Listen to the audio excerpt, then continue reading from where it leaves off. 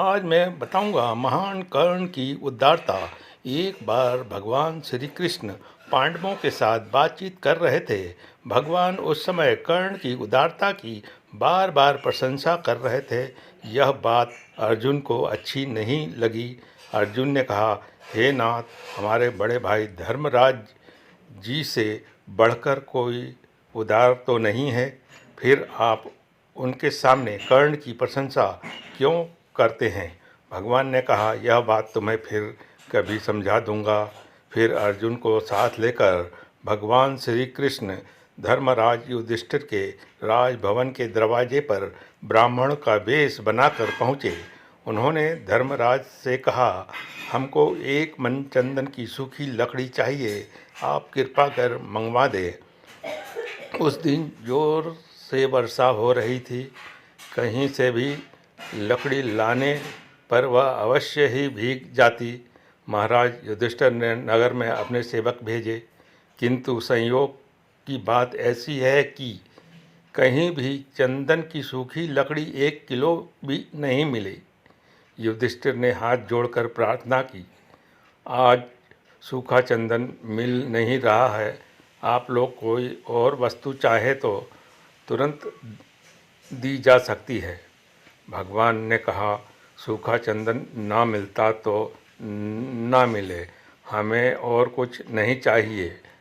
वहाँ से अर्जुन के साथ उसी ब्राह्मण के वेश में भगवान कर्ण के यहाँ पहुँचे। कर्ण ने बड़ी श्रद्धा से उनका स्वागत किया। भगवान ने कहा, हमें इसी समय 1 मन सूखी चंदन की लकड़ी चाहिए। कर्ण दोनों ब्राह्मणों को आसन पर बैठाकर उनकी पूजा की। फिर धनुष चढ़ाकर उन्होंने बाण उठाया।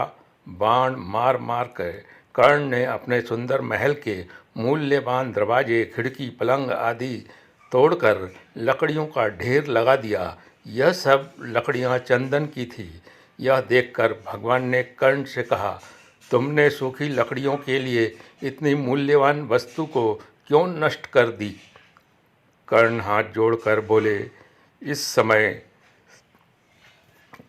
वर्षा हो रही है, बाहर से लकड़ी मंगवाने में देर होगी, आप लोग को रुकना पड़ेगा, लकड़ी भीग जाएगी। ये सब वस्तुएं तो फिर बन जाएगी, किंतु मेरे यहाँ आए अतिथि को निराश होना पड़े या कष्ट हो तो वह दुख मेरे हृदय से नहीं जाएगी। भगवान कर्ण को यशस्वी होने का आशीर्वाद दिया और वहाँ से अर्जुन के साथ चले आए। लौटकर भगवान ने अर्जुन से कहा, अर्जुन देखो, धर्मराज के भवन में द्वार और चौखटें भी तो चंदन की है, चंदन की दूसरी वस्तुएं भी राजमहल में हैं, लेकिन चंदन मांगने पर उन लकड़ियों को देने का याद तक धर्मराज को नहीं आया।